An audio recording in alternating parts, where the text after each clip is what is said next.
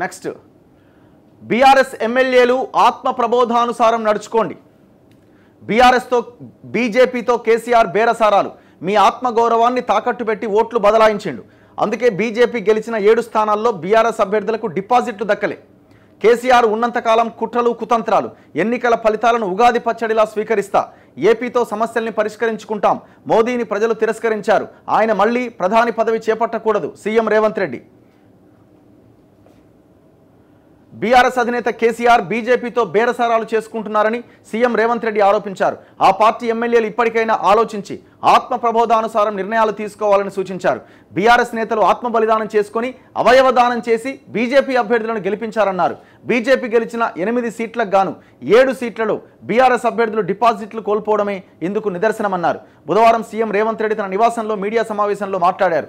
ఎన్నికల బరిలో కేసీఆర్ బలహీన అభ్యర్థులను నిలిపి బీఆర్ఎస్ శ్రేణులను బీజేపీ కోసం పనిచేయిస్తున్నారని తాను ఎన్నికల ప్రక్రియ మొదలైనప్పుడే చెప్పారని గుర్తు చేశారు. ఇక్కడ 2-3 అంశాలు మనం ప్రధానంగా మాట్లాడుకోవాలి.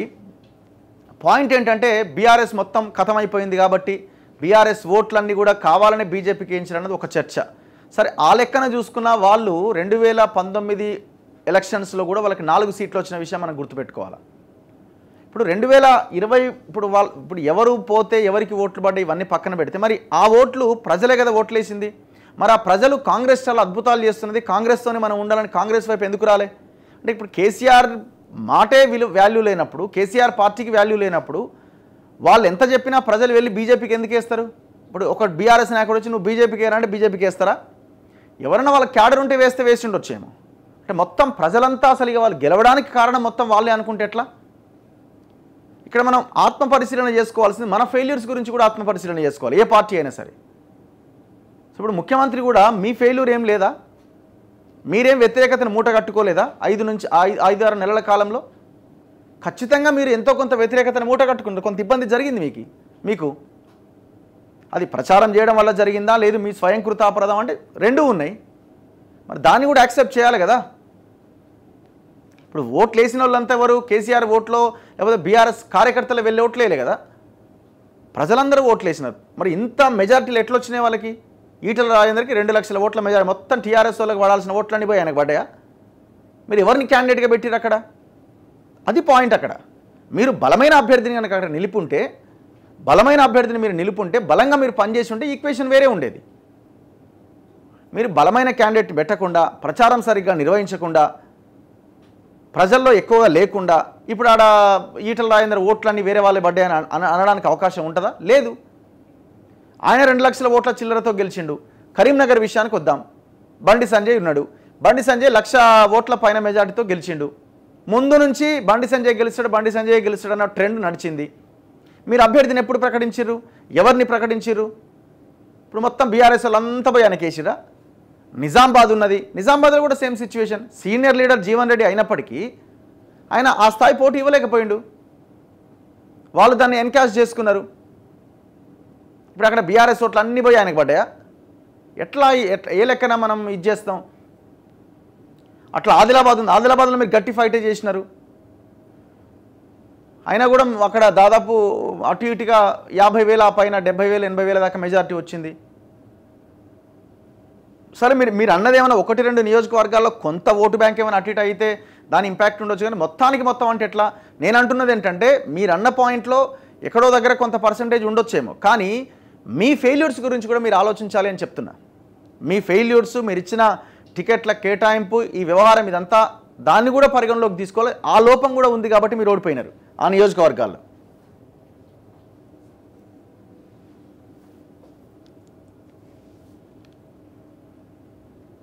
ఆయన ఏదేమైనా ఇక్కడ పాయింట్ ఏంటంటే నిన్న కూడా నేను ఒక వీడియో చేసిన, ఇప్పుడు ఇవాళ తెలంగాణ ముఖ్యమంత్రి రేవంత్ రెడ్డి గారు ప్రశాంతంగా తన పరిపాలన కొనసాగించడానికి అవకాశాలు ఏర్పడ్డాయి.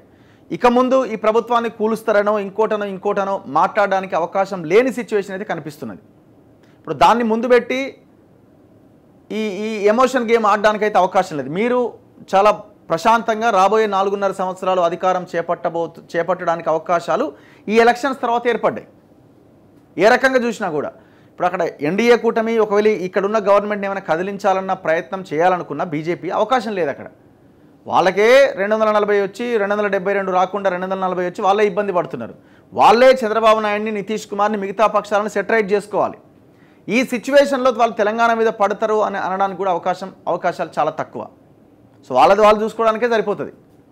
సో సేఫ్, రేవంత్కి ఎలాంటి ఇబ్బంది లేకుండా ఒక ఇదైతే క్రియేట్ అయి ఉన్నది.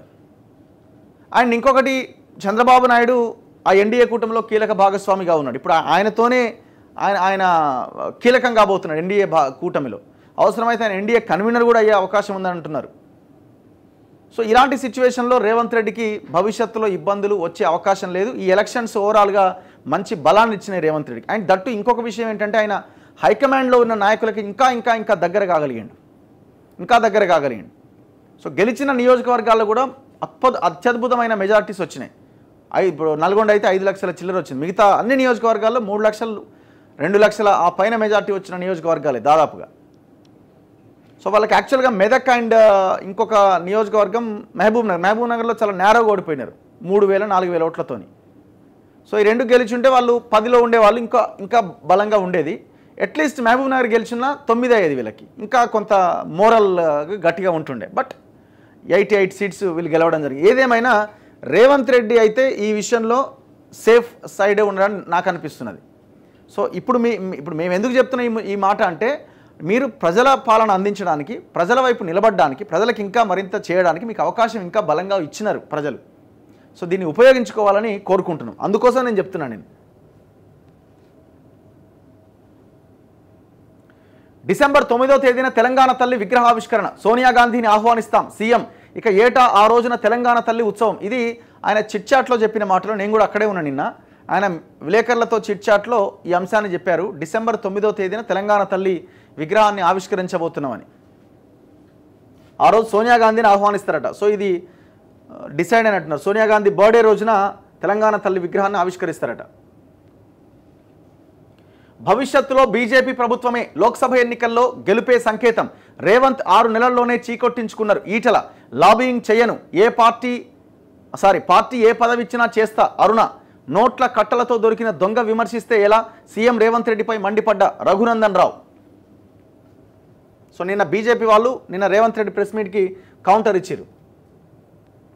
ఇప్పుడు రఘునందన్ రావు ఎందుకు రెస్పాండ్ అయ్యిందంటే, మేజర్గానే రఘునందన్ని కూడా టార్గెట్ చేసిండు. మెదక్లో బీఆర్ఎస్ ఓటు బ్యాంక్ అంతా హరీష్ రావు అంతా రఘునందన్ రావుని గెలిపించడానికి ప్రయత్నం చేశారని కమెంట్ చేయడం జరిగింది. సో బేసిక్గా ఆ ఈక్వేషన్ పెద్దగా ఉంటుందని కూడా నేను అనుకోవట్లేదు. ఎందుకంటే మొత్తం హరీష్ రావు చేయాల్సిన ప్రయత్నాలన్నీ చేసిండు. అక్కడ ఎన్ని చేయాలనో, ఒక్క సీట్ అన్న గెలిపించుకోవడానికి ఎన్ని ప్రయత్నాలు చేయాలో అన్ని ప్రయత్నాలు చేశారు. డబ్బులు కూడా ఖర్చు పెట్టారు వాళ్ళు, డౌట్ ఏముంది.